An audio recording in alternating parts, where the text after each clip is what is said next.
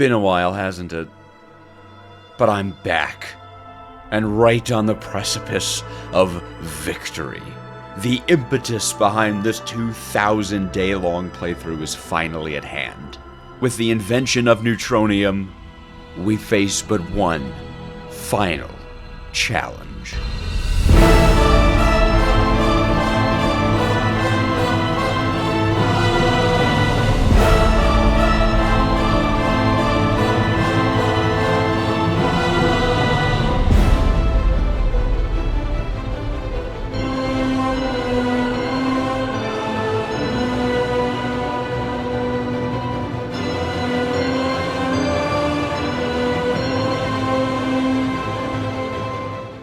I'm back. Needed a bit of a break from the Gregging, but I am back in action. Just gotta get my bearings inside of the factory again, but to be fair, I couldn't forget this place. We're nearly at the end here, as seen via the quest book, so let's take it step by step and tackle the bottom route. Void ingots first. They require echo fluid right now, and that takes 10 minutes to extract, which is awful. So let's cram as much voltage as we can into our mega extractor.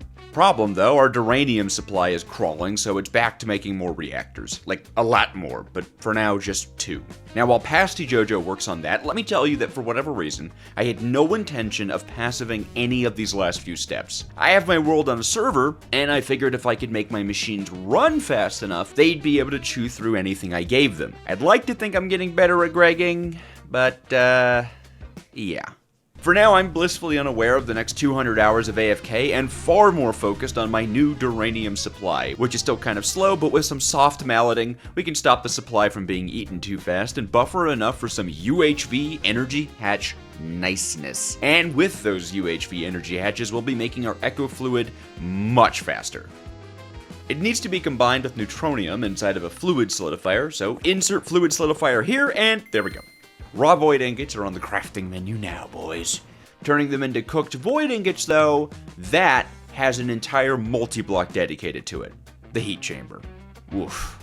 While the controller is easy enough to encode and queue, and at this point most things are, it's just the full stack of neutronium frames that makes me upset. The 500 Enderium casings are actually pretty cheap for us. It's not like we can't afford the neutronium frames, but this is a lot of neutronium, and my god are we going to need it. Well, while I wait on all the I/O ports to craft, there's another multi-block that needs our attention. The large rotor machine. See, the heat chamber makes raw void ingots into void ingots, but naturally, we need a huge additional multi-block to turn those ingots and a vast supply of neutronium into Stargate rods. It looks like it needs some bismuth dust, which somehow we don't have at this point, so we can just throw down another orb machine and get processing. And all that took enough time for our heat chamber to be ready. Good God, look at the size of it. All this does is this one single recipe, by the way. That's it. That's all it'll ever do.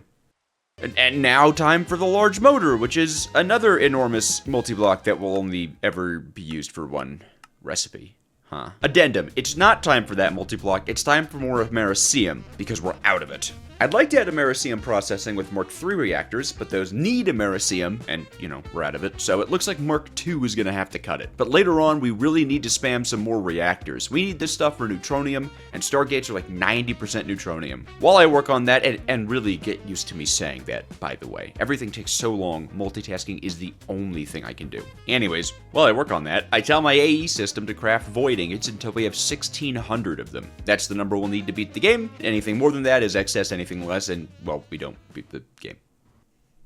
After some waiting around, I can scrape together another Mark II reactor producing Americium with a second one hot on its heels, and then I went to bed and I didn't play for 24 hours, and our void ingots were done. Woo! So that heat chamber is now useless. And while writing the script, I realized that I should have taken it down and remelted all the neutronium parts to use for later. I didn't do this, so go ahead, write your passive-aggressive comments on how my Gregtech playstyle is, quote, interesting to watch. I see them. I know what you think of me. Well, now that we have more Americium processing, our luteum is slowed down, which is used to make Americium and is, of course, itself made in a reactor. Oh, golly gee goodness, more reactors! But hey, not if I put it off, because we have 140 buckets of neutronium lying around. I mean, that said, you need like 11,000 of them to win, but, you know, hey, at the time 140 really felt like a lot. Let's move on to part 2 of making the Stargate rods. Weapons grade Nequata, it's the baby poop green metal you've seen here and there in the crafting recipes, and achieving the runic engraving machine. Weapons grade Nequata is just a neutronium and Nequata sink, we've got that covered really. The runic machine needs some more eclectic stuff.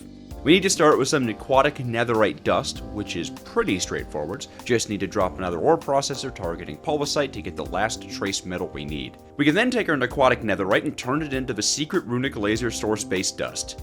Yes, that is his actual name. I'm going to call it Cerulzabad. Well, Cerulzabad takes a long time to make, so while that works in the background, I start to set up for the rotor machine and the superheat chamber. Yeah, there is a super one, and we also need to use it for exactly one recipe. All of our uranium is tied up in making radon right now.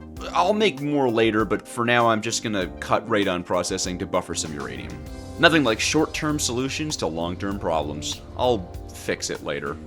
We also need some new researches for the UV field generator and emitter, which I still can't believe we're doing research at this point in the game. And while we're doing our research, our Cerulzabad is ready to go into an implosion chamber to turn into crystals. The implosion chamber is basically free, but we're out of TNT. What? Oh, well, that also means we're not making any new nether stars, which obviously we need a lot of. We're out of sugar? Oh, you know what? I did tear down the sugarcane farm. Okay, that's fine. We'll just use powder balls instead. They're just as easy to make and works just as well. All right, 3 big booms for Cerulzabad crystals. Now those crystals just need to be fused into one exquisite specimen, and we can get started on nightmare recipe number 159, the Drac Ion Runic Engraver. Laser thing. I mean, just look at all those pixels. Well, we should be able to at least get started after I encode the UV part recipes. And we're out of Americium again. How joyous. Well, I'll just throttle neutronium to buffer some Americium again. Clearly, it takes less time than adding new reactors, so it's the better solution. For our super pressure chamber, we also can't get it yet, because our rare earth processing is not fast enough. Americium is made with luteum, and luteum is made with lanthanum, and lanthanum comes from rare earth, and I've run out of it. Okay, well, we can get an ore processor set up targeting monazite, and then electrolyze the monazite dust for rare earth, which is way faster than whatever method I was using before. No idea why I didn't just use monazite before, but, you know. Well, Americium's back online, so after adding another data bank to our assembly lines, we can begin the controller crafts. Jesus! The super pressure chamber takes 2,000 seconds to craft? Why? Why do this to me? Okay, let's see, one of our largest bottlenecks right now is the EBF. We don't need every recipe passive, so I have an EBF dedicated to some auto-crafting, but the truth is, it's too slow. Even recipes that complete instantly have to be done so often that they're bottlenecking us because they happen one at a time. Enter the rotary hearth furnace, a big EBF that can parallelize. Of course, the biggest barrier to it right now is it takes 96 coils, and we have to make those at titanium tier, which is, as they say on the Wall Street, a fairly large investment. At first I thought I could make the Zalloy coils, but I don't even think you can get those in the version of the pack that I'm in right now. Well, that's gonna take a while. And as we push closer and closer to the Stargate, our buffers of thousands of resources need to be more like tens of thousands of resources. Thankfully, I can freely make large storage cells for applied energistics, so I go around setting massive top-end limits on loads of key resources to make sure the factory produces them pretty much endlessly.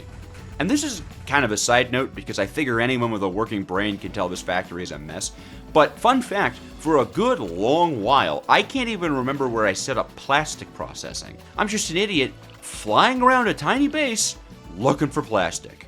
This is the cost of gregging on ADHD. Is it really worth it? Now, I still can't afford the coils for the rotary hearth furnace even after all that, but I can make the rest of it and plop it into the big boy corner. We're finally also close to the super pressure chamber, but the 90 stellarium frames is a haughty price, though the rest of it isn't bad. Once we get all that though, our pressure chamber is ready, and we are really close to being able to craft up our first Stargate rods. Just gotta toss some more recipes into the AE system, and we are good to freaking go! Let's test out a crude Stargate rod. Okay, I mean, it works, it just takes forever. So, while that goes on, Everything we've assembled doesn't matter at all if I don't have the Stargate component assembly. It's the final multi-block in progression. It's enormous, extremely expensive, and sometimes even viewing it in the Gregtech multi-block view crashes my game.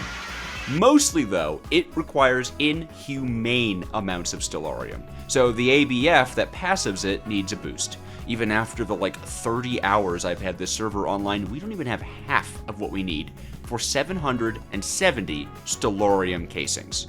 Which is, of course, only one part of this thing. We'll also need hundreds of other casings, 570 cupronickel coils, and even 288 fusion coils. You know, the things we make reactors out of. Which, don't worry, I haven't forgotten, we do still need more reactors, I'm just still putting it off. Well, I was still putting them off, because Stargate assembly requires loads of neutronium, which we don't have on account of americium. So I'll put up another Mark II reactor. Well, I would, but autocrafting is currently caught up on a different craft, so I still have time to kill. So while that goes on, and while that goes on, and while that goes on, I work on upgrading some power gen. The stellarium rotors are twice as good as our current melodium rotors, and are the best in the game, so we should be pushing our plasma turbines to the max. Well, not the max voltage tier, I think it's like UHV tier, but it's the best we can do in the version we're playing, so it's the max. These will be pretty important in creating a ridiculous amount of power pretty soon because we're gonna need it, but thankfully our reactor is done and ready, so let's get riggy! Hopefully, with this on the line, we should be able to run neutronium full time. And when we don't need to, we can buffer some americium on the side. And in other amazing news, we can now afford the last of the titanium coils for the rotary hearth furnace. Oh man, I'm way too excited for parallelized blast furnace recipes. My mind is ready. Let's give them a test.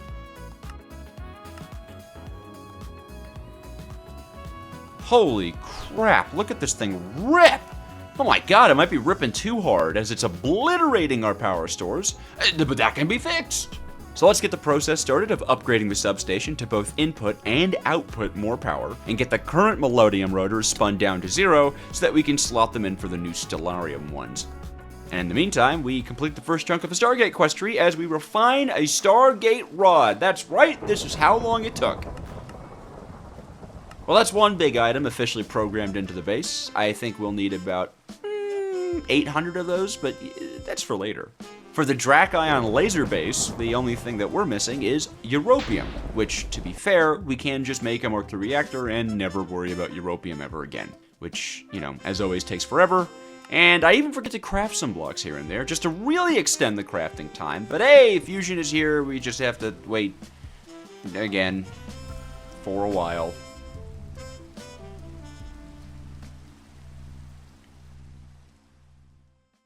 And a while arrives.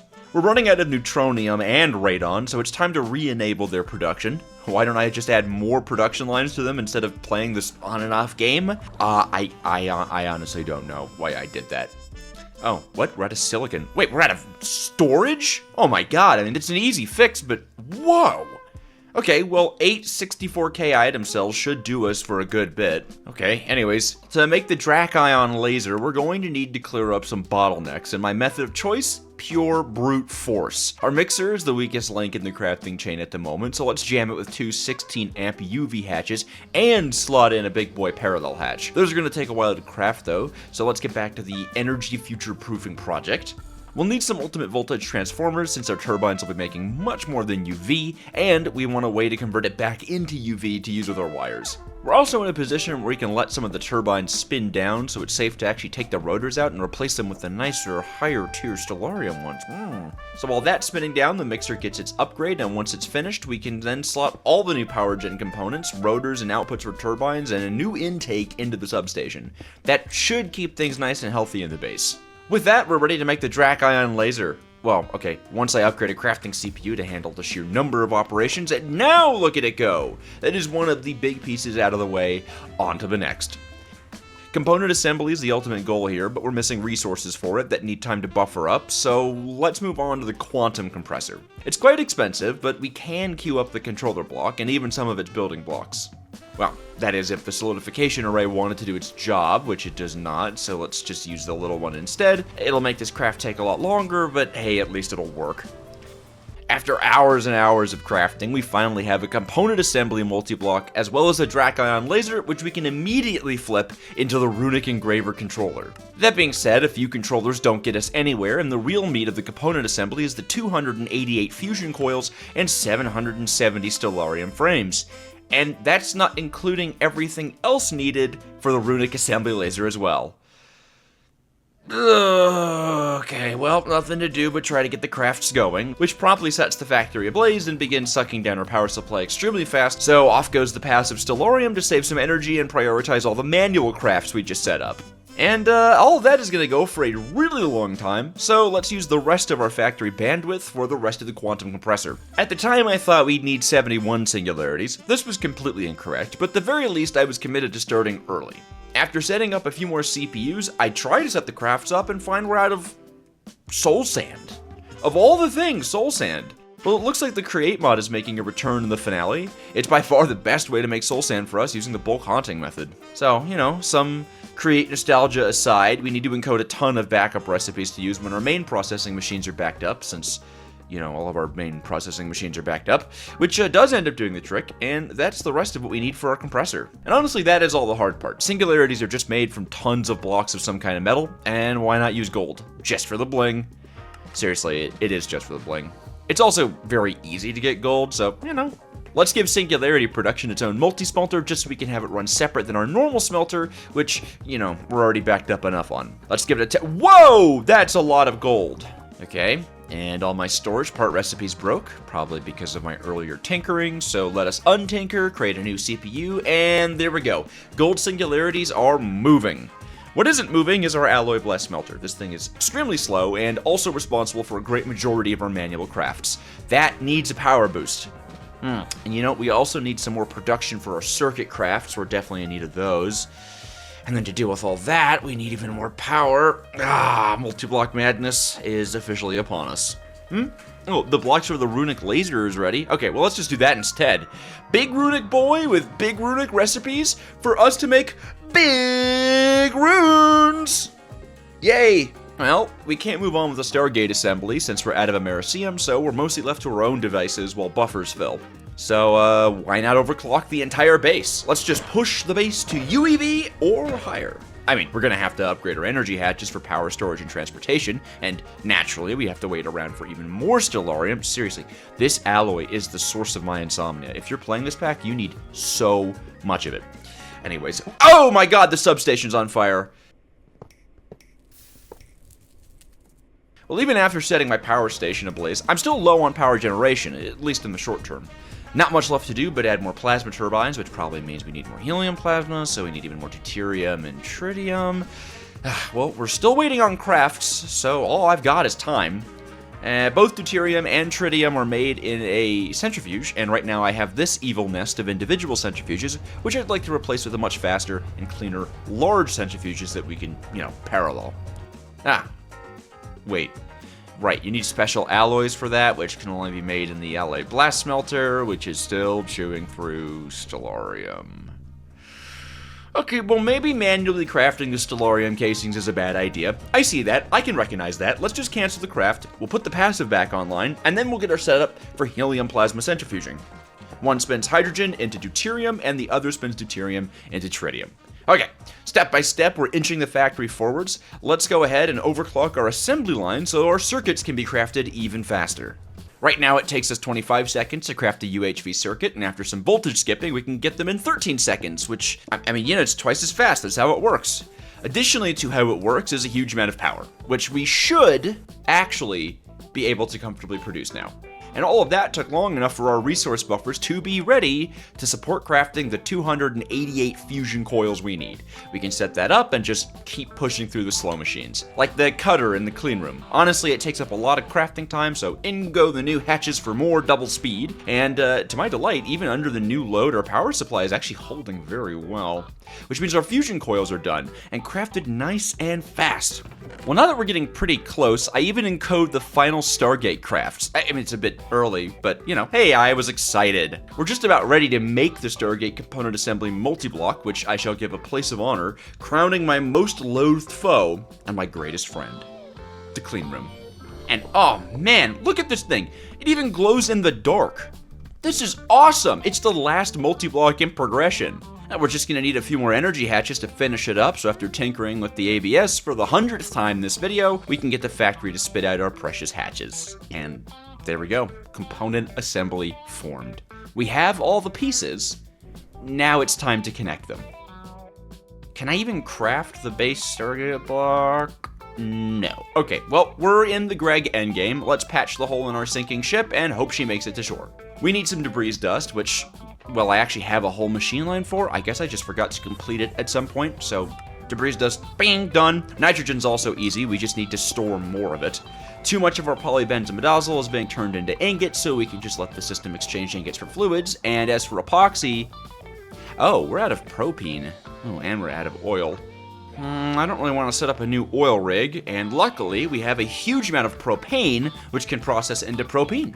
I'll make 4,000 buckets of it and cross my fingers that it'll be enough. Cool, now we just need to boost the speed of our nitrogen and epoxy production, no problem. Oh, we're out of benzene. Okay, that's more annoying. Why even bother with all this distillation stuff? I can make a chemical builder, I can directly craft these resources, but I really want the Stargate assembly to be the last multi-block.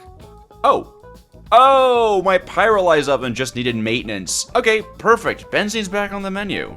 Alright, we can finally cue the craft of the Stargate block. Here we... okay, my terminal died. Let's try that again.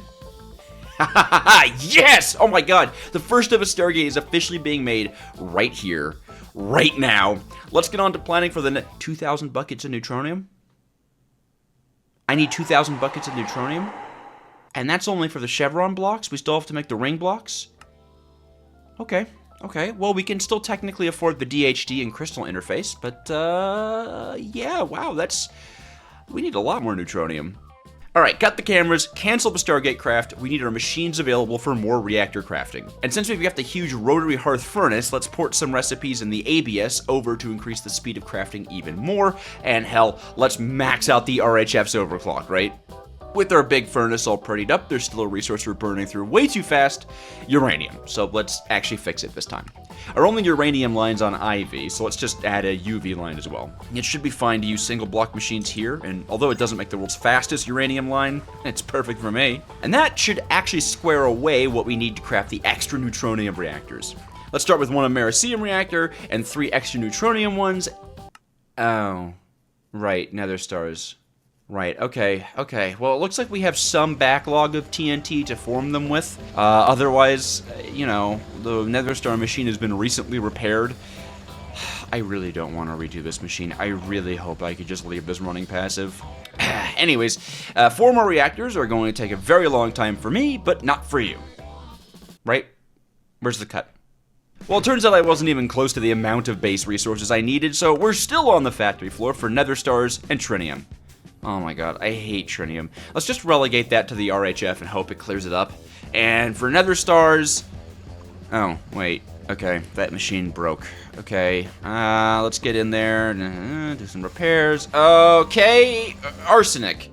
We're out of arsenic. Or, well, rather, actually, we can just make arsenic. I just need to add a centrifuge to our large crafting line. And, you know, honestly, with the centrifuge on the crafting line, we can actually wire the nether star machine into that centrifuge, and it'll make nether stars way faster. Alright. Okay. Anything? Fluorine? Fluorine, again? Oh my god, it feels like every... Okay, go gadget, more fluorine! Wait, what? That didn't even make a dent. I even said go gadget. Where's my fluorine? Oh, I missed a reprocessing step on the uranium line, didn't I? Yep. Too much hydrofluoric acid strikes for the second time in this series. Well then, our second useless fluorine production line aside, we can now make the reactors. And I'm not messing with you this time, we actually have 4 more delicious reactors to hook up. It is a slog to do so, but after repair to the titanium processing line, we're off to the races on the Stargate-based craft. And, wow, Stargate assembly really lights up like a Christmas tree while crafting. And, I can't lie, even through all the insane jank, this feels really, really cool to craft my first piece of a Stargate. we'll need to slot in a bit more power production as we're just a bit too low here or there, so some more Melodium tier rotors and I think we're good to go. On to the next craft. No, never mind. We're out of lutetium, which is needed for Americium, which, you know, you get the point. We need more lutetium. Oh, and I gotta switch our enriched Naquata, Trinium, Europium, Duranite to smelt in the RHF rather than the ABS. My ABS was too slow, and then... Wait. What? What was it? Lutetium. Look, it's 3 in the morning. I'm exhausted, so I'm gonna put a reactor on the floor. Mom's not home. Reactor on the floor. Alright, that's better. It's far from perfect, but better, and at 3 a.m. Gregging, we take better. Speaking of 3 a.m. Gregging, my notes here are extremely sporadic. I'm pretty sure I sped up liquid Naquadria processing and even added more power turbines. Well, the point is, we're able to begin crafting 3 chevron blocks of a Stargate, which should be a decent test run for all of our new upgrades. Great googly boogly, look at all that Naquadria. Okay.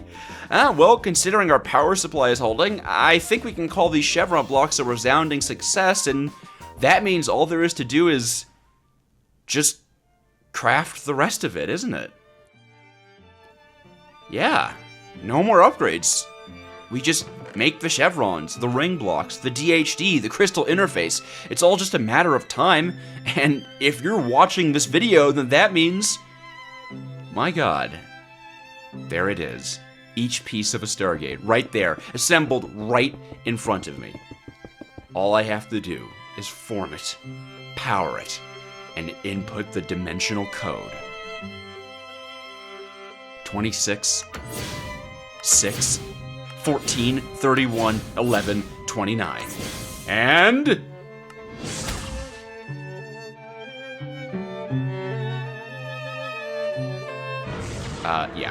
Yeah, I'm playing on a very outdated version of this pack, and it kind of sort of doesn't have the Stargate implemented.